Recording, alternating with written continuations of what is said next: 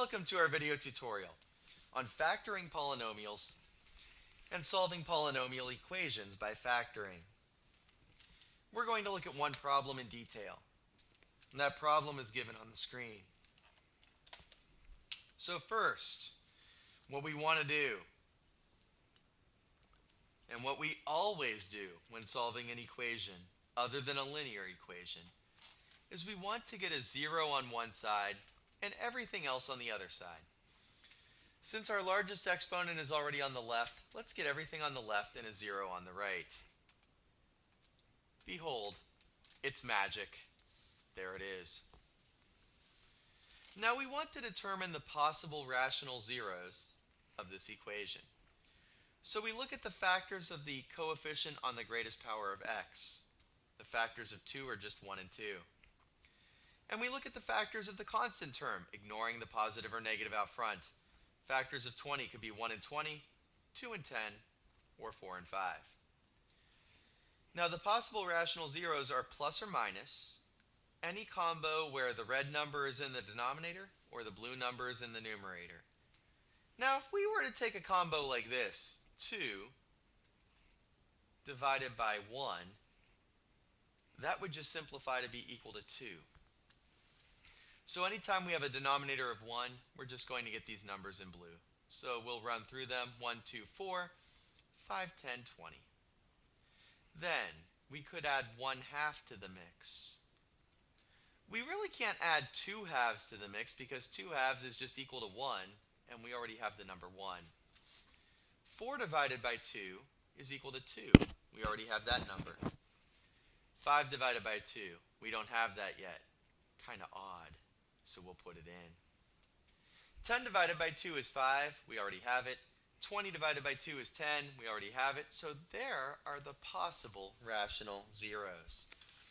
At this point, we will turn our attention to our calculator.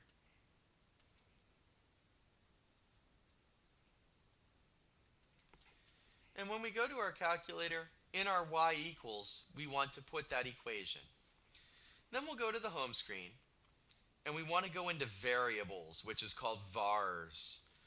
And in variables, you can scroll to the right to go to the y variables or the y vars. We hit enter for function. We pick y1 because that's where we put this. And one by one, we could type in these numbers. And we're looking for a value that we type in to make this polynomial equal to 0. So now we can type in, let's say, -1. Hopefully this turns out equal to 0. Darn. So let's go over to +2 maybe. Maybe +2 works. Let's type a 2 and not a 5. Ooh, there we go. When we put in x equals 2, we get a 0. So here's what we know. We know that x equals 2 is a 0, which means that x minus 2 is the corresponding factor. So what we're going to do is we are going to synthetically divide away from this polynomial. So we'll have 2, -3, -5, -13, 48, -20. Since we're using x equals 2 is the 0, the number that'll be out front is a 2. And remember synthetic division. Slide it down, multiply diagonally, add vertically. Multiply diagonally, add vertically, multiply diagonally, add vertically, multiply diagonally, add vertically, multiply diagonally, and add vertically. And here's something that you should see happen. The remainder is equal to 0. I normally put a smiley face when that happens because that's what we need. For the polynomial to divide out evenly, the remainder has to be equal to 0. So at this point, our polynomial is now going to be equal to x minus 2, which was our factor. And now here's what we have happen. We've got a remainder of 0, and then this is our constant, our x squared, x cubed, and x to the 4th terms. So it'll be x minus 2 times 2x to the 4th plus x cubed minus 3x squared minus 19x plus 10. Please do not write that the remainder is 0. We know that. We want this to be simplified. So now we have to continue working with these numbers that we see on the screen. 2, 1, negative 3, negative 19, and 10. Remember in class I gave you the idea to watch out for repeats. So let's check the number 2 one more time to see if it works again. Slide the 2 down, multiply diagonally, add vertically. Multiply diagonally, add vertically. Multiply diagonally, add vertically. Multiply diagonally, ooh, look at this, add vertically, and we've got another 0, so it divided yet again. I'll put a smiley face there. Now we know we have the no remainder. This is our constant, our x squared, and our x cubed. So here's the deal now. We know our polynomial is now equal to x minus 2, but it worked again, so we'd have another x minus 2. And then the new quotient would be 2x cubed plus 5x squared plus 7x minus 5. Okay, so we're making progress, but remember, as we said in class, we have to keep doing this until we get down to an x squared polynomial. So does it work again? Oh, fingers crossed. How great would it be if we only had to find 1 0? I'll put the 2 out here. We'll check for repeats one more time. Slide the 2 down, multiply on the vertical, multiply on the diagonal, add on the vertical, multiply on the diagonal, add on the vertical. No, this is going to be way too big. That will not get us a remainder of 0. Unfortunately, it doesn't work a third time. So we'll back that up, we'll erase that, and we need to find another number that makes our polynomial 0. So what we will do is go back to our calculator, but now we could use what we had in here before, or what we could do is put a different one in here. So if we come down to y2, we could type this 2x cubed plus 5x squared plus 7x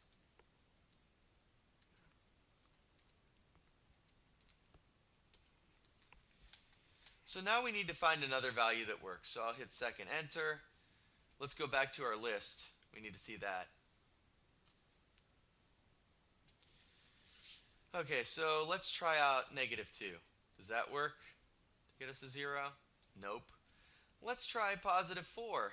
Let's see if that works to get us a 0. Nope. Let's try negative 4. And again, I'm going second enter to bring that up. Negative 4. That's 34. We want negative 4. No.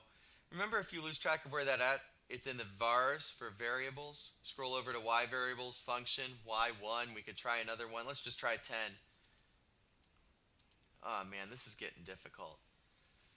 So the other way that we were able to pinpoint some of these is after we put it in y equals, we can hit graph. And that's not the world's best graph, but look what's happening over here. Let me change my window a little bit. If we went from a x min of 0 to an x max of 3, and let's keep y min and max where they are, look at what happens here. The graph just bounces off. In this location, it acts like x squared. That's why x equals 2 was a solution twice and could be divided out twice. Now here's the other 0 that we need to find. So here's our graph. Second trace to calculate, option 2 for the 0. We want the 0 over here, so we'll scroll a little bit, scroll. Scrolling is somewhat annoying, but I'm just going to do it this time. That's the left bound. We're to the left of that point. I know that 2 is to the right bound, so I'm just going to hit 2, enter. I'm going to guess x equals 1. And look at our answer. X is 0.5. So if we go home, second mode, hit x, it's stored as 0.5. Hit math, convert to fraction, and in case you didn't recognize it, the other 0 is x equals 1/2.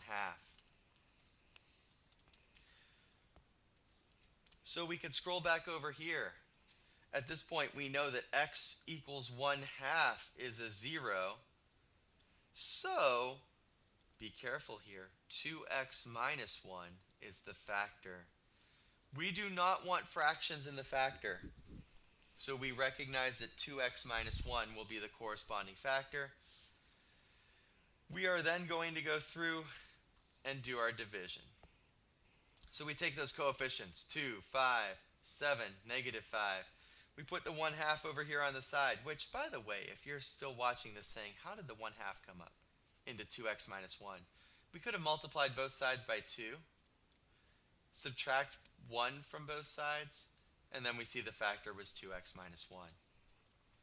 Now we go into our synthetic division, slide the 2 down, multiply diagonally, add vertically. Multiply diagonally, add vertically. Multiply diagonally, add vertically. Yes, we have no remainder, which is what should happen if it divided evenly. But be careful, because remember, your remainder's fine, but for the constant x, x squared, for everything in the quotient, when we're dividing by a fraction, we have to divide each of those coefficients by 2.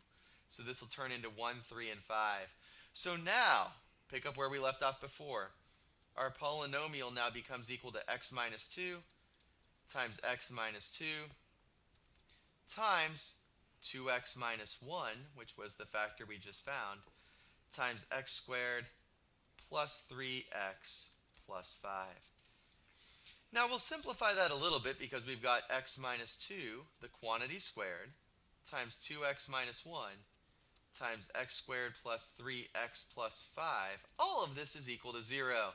So what are the solutions? Well, here we get x equals 2, and that's actually a solution twice. Here we get x equals 1/2, and over here we're going to have to use, remember this on the test, x equals -b plus or minus the square root of b squared minus 4 times a times c. That should be a 5 in there. All of that being divided by 2a.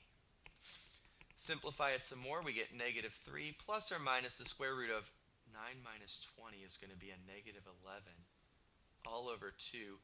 Don't say the square root of negative can't exist, so we're splitting this into a fraction. We have -3/2 plus or minus the square root of 11 over 2 times the square root of -1. And don't forget the last item we care about. The square root of -1 is simply I. So here are the solutions to our original equation. X equals 2, x equals 1/2, x equals -3/2 plus or minus the square root of 11 all over 2 times I. It's a lengthy process. Find the possible rational zeros. Find the possible rational zeros. Identify one that works. Use synthetic division. Identify another that works. Use synthetic division. Identify again until you get it reduced to an x squared. Then factor normally or use the quadratic formula and answer the question. If the question was to factor, here's our final answer. But this question was to solve. So these solutions that are circled or boxed are our final answers.